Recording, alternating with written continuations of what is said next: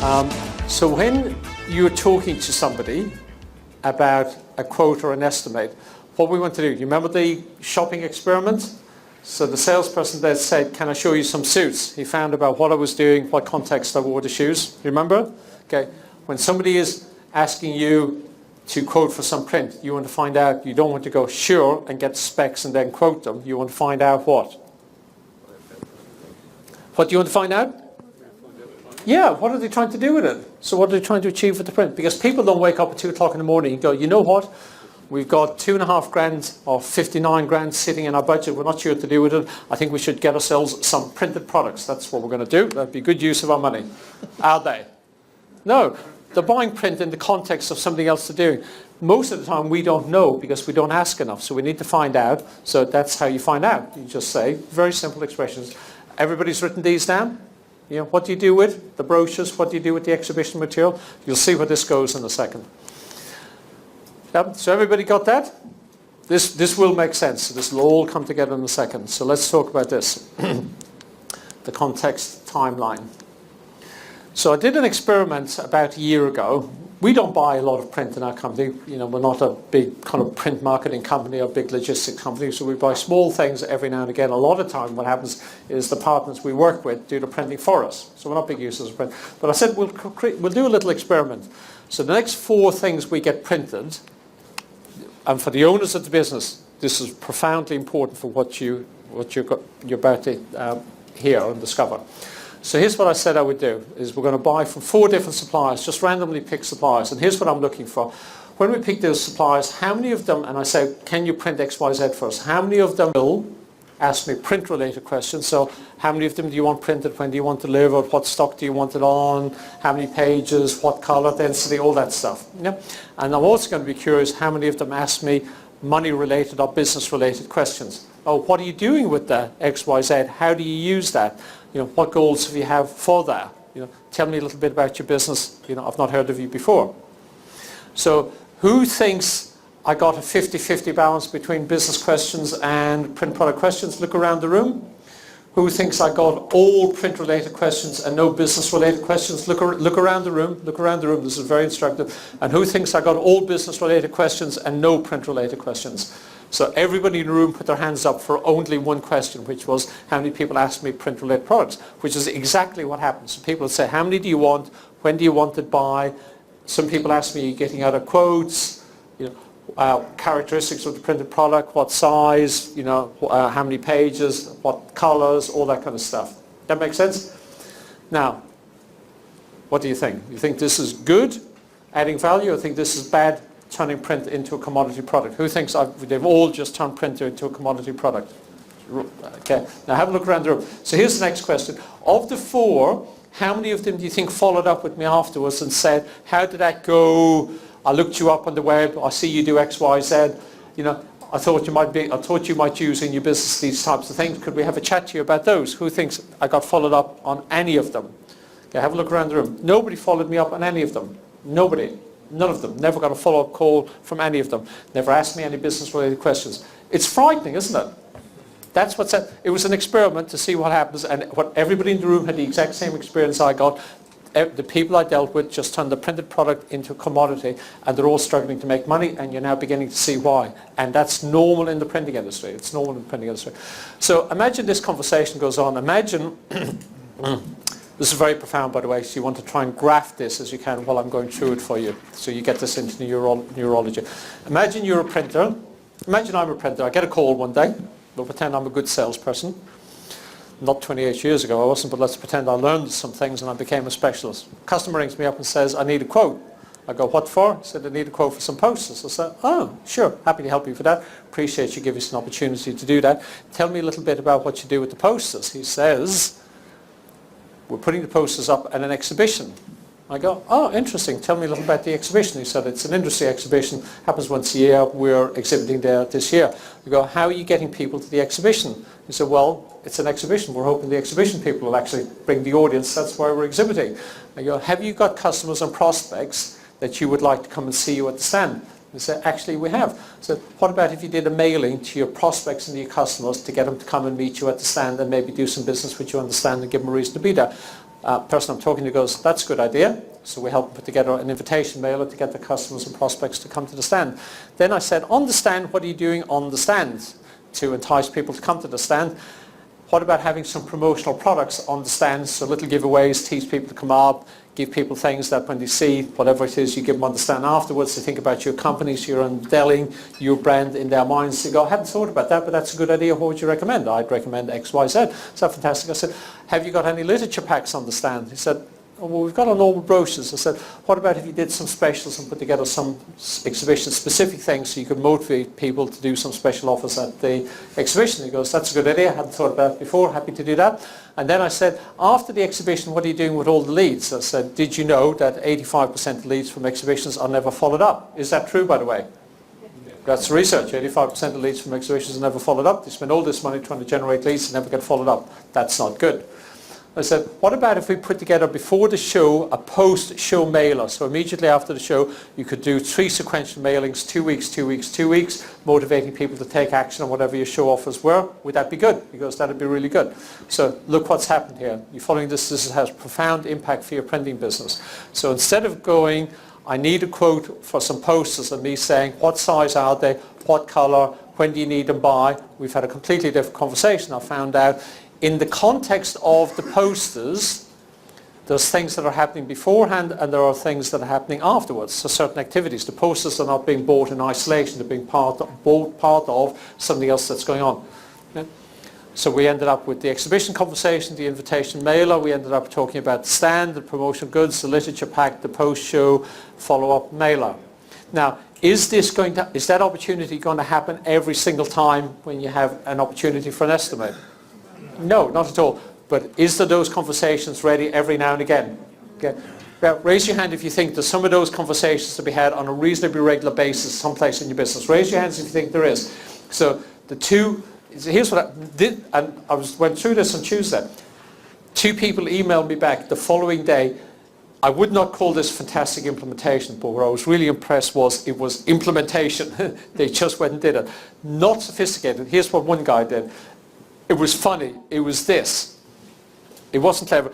Somebody was opening a new spa, so they were getting some brochures for the new spa as part of a facility that already existed. Here was his highly sophisticated approach. He said, is there anything we could do to help you with the opening of your spa? Go, that's a really sophisticated question. The person said to him, do you do any pop-up banners? He said, yes, we do. He said, could you do me 2? Yes, I could. Done. Okay. Is that really complicated? Okay. He also happens to make really good margin on the pop-up banners.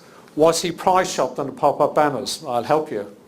No. Person just bought them at good margin. More margin on the pop-up banner than on the stuff that he was mailing for the customer. Another one, a franchise. Person comes into the store, the person does another strategy, which I'm going to show you in a second, and double the volume by asking one simple little question. Double the volume. Not huge money, but if you do it on an ongoing basis all the time in your business, do you think you might squeeze a few extra inches, squeeze a bit of juice, more juice out of the lemon? Yeah. The inches we need are all around us. Where are the inches? Okay, you've got to fight for the inches. The principle of the slide. What was the difference between first and 10th place in the Tour de France that Cadel Evans won? 10 minutes. Across how many hours? 8. And some unrememberable amount of minutes that I should remember, so I'd look really clever. I go, I don't know how he remembers all this stuff. It's really impressive. I don't remember all of it, just enough of it. So when you're following up, we are not estimating machines. Okay? We are in the business of making profit. Sometimes we forget that. So the follow-up goes, did you get the quote? How did the price look? This is not what we want to be doing. We want to get some feedback. You can use a couple of questions like this or make some up of your own. These questions work particularly well. Modify them to suit your language style. Now that you've looked at the estimate, what did you think?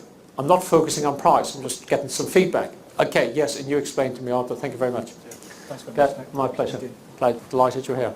Now that you've looked at the estimate, how does it compare to what you're looking for? How do you feel about the proposal we have submitted? You might go, that sounds all a little bit weird to me. The reason it sounds slightly unusual if you've never used language like that before.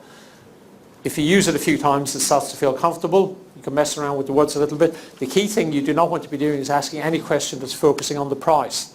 That makes sense? Yep, makes sense? Yeah. Nice and loud in London? Makes sense? Yeah. Okay. So you want to get feedback. That's what we're after. What are we after? Feedback. Not just going, did you get the estimate? How did the price look or how did it look? because we're putting the attention on the money. We don't want our attention on the money, we want our attention on the value. Okay? Makes sense. So, everybody got the 3 bumps? That was pretty easy. Was that context timeline, was that pretty simple? Yes. Yeah? Very simple. Very simple. Very cool, but very simple. It's a business conversation, not a money conversation. I love this strategy. The problem with this strategy is kind of too easy. So it's so easy to do, sometimes we're inclined not to do it, but it works a predictably high number of times. Here's the way it works. I can explain this in about 2 minutes. Would that be a good strategy? Take about 2 minutes? Yeah. Would that be good? Yeah. Be good? Keep the energy in the room up? Thank you very much. So here we go. So the profit bounce. The profit bounce is really simple. It's easiest. Here's one of our newest team members. Does customer service where I go, oh no, it's a customer complaint. I don't know what to do. Oh no, it's a testimonial. I misread it. Fantastic. He's smiling, isn't he? He looks like he's smiling. Or he's just going, find me the delete key. So let's talk about the profit bounce. So here's the profit bounce. Are you ready? It's going to go quick, so I don't want you missing them. Are you ready? You all ready back here? And already up here? And on my left, already?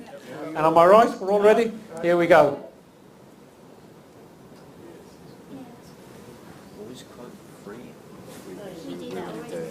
How does it work, Jenna? Brilliant. Yeah. Always. Okay, so here we go. I love it. Did we set this up earlier? No, did we discuss this? Okay, great, fantastic. Okay, so what happens, Mark? So if someone asks to say for like 500, we'll quote... Can we get intimate? Yeah, so if someone asks for say 500, we'll quote 500, 750 and 1,000. And what happens? Well, what happens? They'll normally go for the middle one, but they have an option then rather than take it or leave it, so they make a choice. Who makes the choice? The customer. Would it be nice quoted, the two of us? No. The people up the front have no idea what's going on, but we're having a great time down the back. Some privacy. Okay. We'll have some quiet time later, Mark, you and I. He's going, I'm a bit worried about his sexuality now. Here's what goes on. These people are already buying from you. The easiest people to sell to because they're buying from you right now, and they gravitate towards the middle because in the psychology of influence, one of the tools of influence they talk about is contrast. So as a tool of influence, so people gravitate towards the middle. So the psychological reasons why this works, you don't need to know the psychological reasons, you just need to know, as Mark very elegantly, and Jenna, you do the same thing. You're an account manager, are you, in the business? You're in sales, so you do this all the time, and it works consistently. Fantastic. So for those of you who can't hear, Jenna's going, yes, yes, yes, yes, yes, yes, yes. The sort of volumes that we get involved in teaching are quite large volumes. So for us to suggest an uplift in quantity, we perhaps are talking about 50,000 or 100,000. So we're talking about significantly more value to that order. Sure. So customers are, not going to be quite so... Okay, so Alison's saying... more is a relatively not going to blow a budget, is it? Yep. So the question that Alison's asking, so very good question. She's saying, we're not doing 500 business cards, we're doing 100,000 or 500,000 or 1 million of something. Okay. So you remember, so Alison, I'm going to give you what, and this is not designed to be a flippant remark. Okay. So understand where I'm coming from here. So here's what I would do.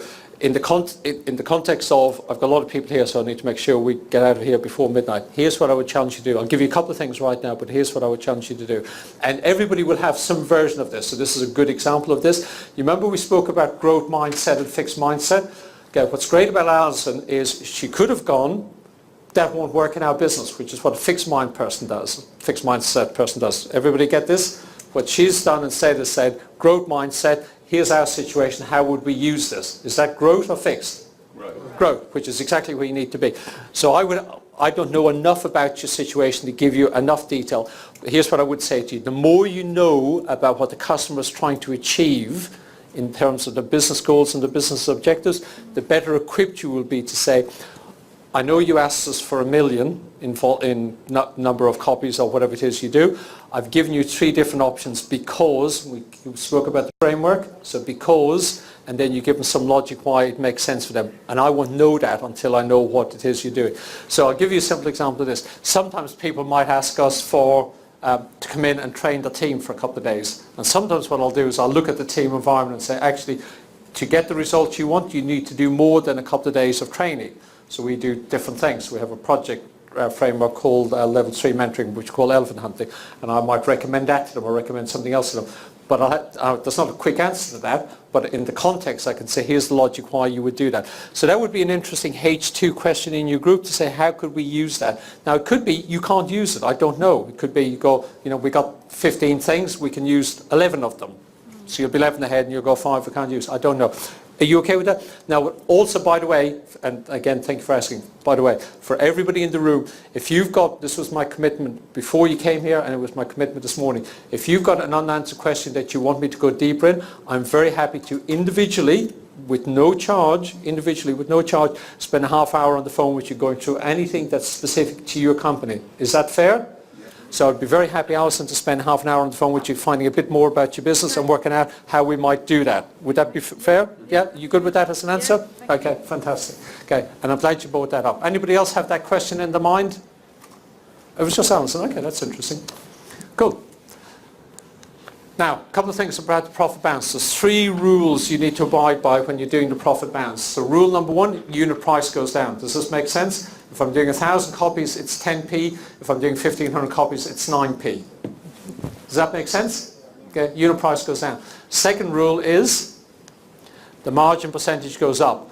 The margin percentage does not stay at 35%. Okay, if at volume number 1, the margin percentage, my MIS system, so in your MIS system you say we operate at 35% gross margin. Everybody follows this concept? Okay. So you will have to beat up your MIS system to get it to do what you need it to do, but you're in charge, not the MIS system, you're running the business, not the software. So you go, at volume number 2, we're operating at 40% margin. Mark question times when you come, so make a note in your questions. Does everybody follow? So at volume number 2, where I got to 1250, I'm not doing it at 35% margin, I'm doing that 40% margin. And at volume 3, I'm doing it at 45% margins. Unit price goes down, still margin goes up. Is that everybody following that? Pretty simple. And you give a reason why. The because frame. And this is very simple, just make sure you put the word because in the logic. So I gave you 3 volumes because, and then give some logic.